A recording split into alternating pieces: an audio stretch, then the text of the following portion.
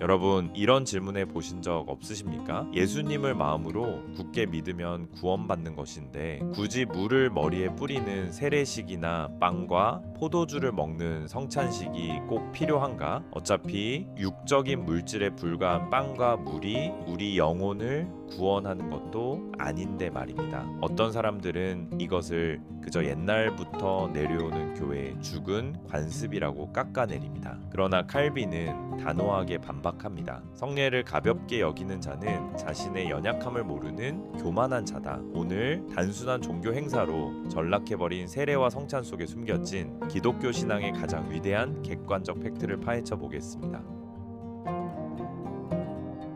반갑습니다. 사랑하는 성도 여러분, 진리의 그루터기를 지키는 반장입니다. 지난 20일강에서 우리는 참된 교회의 두 가지 표지가 말씀과 성례라고 배웠습니다. 귀로 듣는 것이 말씀이라면 눈으로 보고 입으로 맛보는 것이 바로 성례입니다. 그렇다면 하나님은 왜 보이지 않는 은혜를 굳이 눈에 보이는 물질을 통해 확인시켜 주시려는 걸까요? 칼빈은 성례의 목적을 인간의 철저한 무능력에서 찾습니다. 기독교 강요 제사건 14장 1절입니다. 성례란 우리를 향한 하나님의 은혜의 약속을 우리의 무지하고 둔한 마음에 도장 찍어 확인시켜주는 보이는 표지다. 우리는 육신에 갇혀 있기에 눈에 보이는 육적인 수단을 통하지 않고서는 영적인 진리를 온전히 붙잡을 수 없을 만큼 연약한 존재들이다.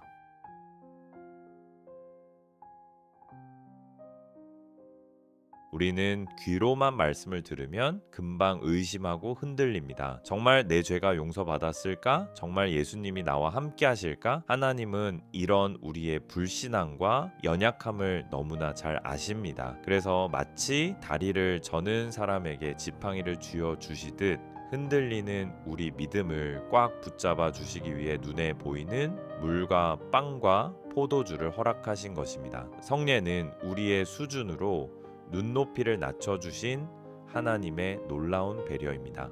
또한 성례는 계약서에 찍힌 도장과 같습니다. 말씀이 구원을 약속하는 계약서라면 성례는 그 약속이 절대 취소되지 않는다는 것을 시각적으로 보증하는 하나님의 공인 도장입니다. 문서에 도장이 찍혀야 법적 효력이 확실하게 느껴지듯 성례를 통해 우리는 구원의 객관적인 확신을 얻게 됩니다.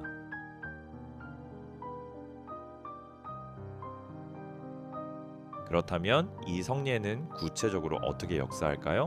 첫 번째 성례는 세례입니다. 아담의 원죄로 인해 인간은 하나님과의 관계가 완전히 단절된 진노의 자녀였습니다. 우리의 힘으로는 이 간격을 메울 수 없었습니다.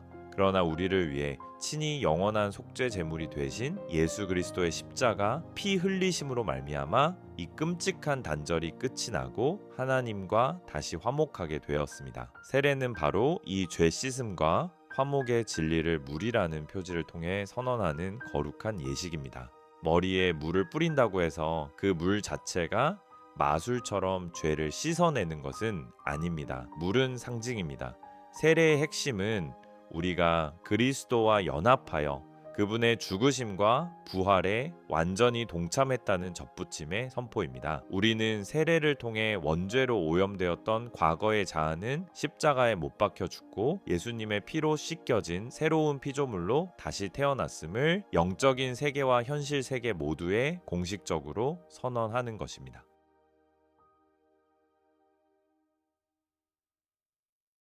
두 번째 성례는 성찬입니다.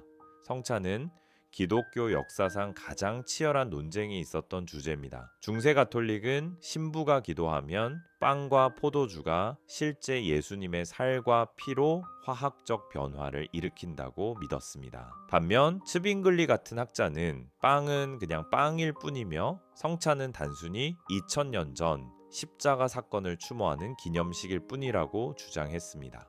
칼빈은 이 두 가지 극단을 모두 거부하고 성경이 말하는 가장 깊은 진리를 선포합니다. 바로 영적 임재설입니다. 십자가에서 죽으시고 부활하신 예수님의 육신은 지금 하나님 우편에 계십니다. 빵이 예수님의 물리적인 살로 변하는 것이 아닙니다. 그러나 예수님은 하늘로 떠나버리신 것이 아니라 성령님으로서 우리와 동행하고 계십니다. 우리가 믿음으로 빵을 먹고 잔을 마실 때 성령께서 역사하셔서 살아계신 하나님의 내주하심을 우리 영혼 깊은 곳에 실제하게 하십니다. 성찬은 단순한 추모식이 아니라 부활하신 그리스도의 생명이 내 안으로 흘러들어와 나를 살리는 가장 역동적인 시간입니다.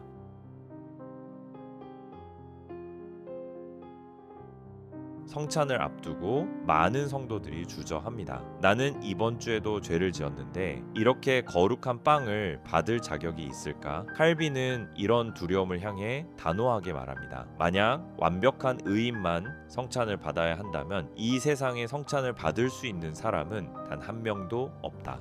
성찬은 건강하고 완벽한 사람을 위한 상장이 아닙니다. 영적으로 배고프고 병들어서 예수님의 은혜가 없으면 단 하루도 버틸 수 없는 연약한 죄인들을 위한 영적인 밥상입니다. 목사의 흠결이나 나의 부족한 감정이 성례의 효력을 파괴할 수 없습니다. 물과 빵과 포도주는 내 기분과 상관없이 나를 향한 하나님의 사랑을 증명하는 객관적인 팩트이기 때문입니다. 나의 얄팍한 의지는 흔들려도 나를 향한 하나님의 약속은 흔들리지 않습니다.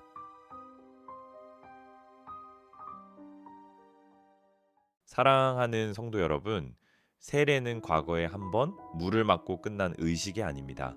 여러분이 죄의 유혹에 넘어지려 할 때, 사탄이 과거의 죄를 들먹이며 여러분을 정죄할 때 여러분이 받은 세례를 기억하십시오. 나는 이미 예수님과 함께 죽었고 예수님과 함께 살리심을 받았다. 나는 거룩한 하나님의 소유다. 이 객관적인 세례의 팩트가 여러분을 영적인 수렁에서 건져낼 것입니다. 또한 성찬을 가볍게 여기지 마십시오.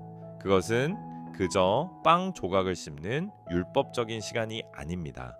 우주를 창조하신 왕께서 굶주린 여러분의 영혼을 살리시려고 자신의 살과 피를 내어주시는 영광스러운 식탁입니다. 빈손으로 나아가 그 은혜를 배불리 먹고 마시십시오. 그곳에서 경험하는 성령의 내주하심이 여러분이 한 주간 치열한 세상을 이기며 살아갈 능력이 될 것입니다.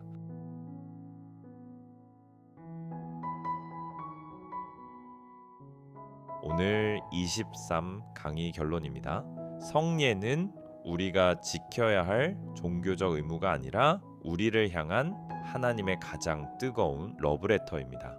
귀로 듣는 것만으로는 늘 불안해하는 연약한 우리를 위해 직접 만지고 맛보게 하심으로써 내가 너의 죄를 씻었고 너와 영원히 동행한다고 온몸으로 확인시켜 주시는 거룩한 은혜의 선물입니다. 이 눈에 보이는 은혜를 굳게 붙드십시오. 다음 24강은 기독교 강요 대장정의 마지막 최종 회입니다. 구원받고 성례를 누리는 그리스도인들은 이 타락한 세상 국가 시스템 속에서 어떻게 살아야 하는가? 세금, 정치, 그리고 통치자에 대한 칼빈의 날카로운 통찰을 나누며 긴 강의의 마침표를 찍겠습니다. 우리의 연약함을 아시고 빵과 물로 찾아오신 하나님의 깊은 사랑에 감사한다면 구독과 좋아요로 이 진리를 널리 전해주세요. 오늘도 내 안에 내주하시는 성령님과 동행하며 흔들림 없이 승리하는 복된 하루 되십시오. 지금까지 복음의 그루터기 반장이었습니다. 감사합니다.